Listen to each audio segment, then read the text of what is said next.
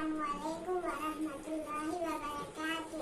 اعوذ باللہ من الشیطان الرجیم، بسم اللہ الرحمن الرحیم۔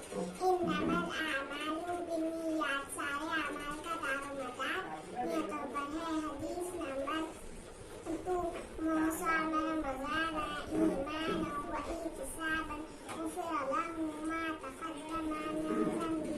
اگر کوئی ایمان اور اجر کی امید سے روزہ رکھتا ہے تو اس کے پچھلے چھوٹے چھوٹے گناہ معاف ہو جاتے ہیں۔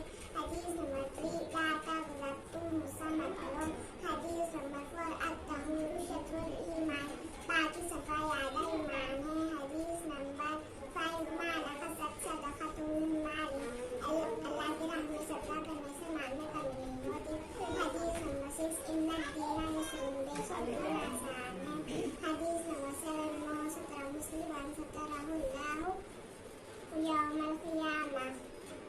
حدیث نمبر 8، اتق اللہ، تم جہاں کہیں رہو اللہ سے ڈرتے رہو۔ حدیث نمبر 9، لا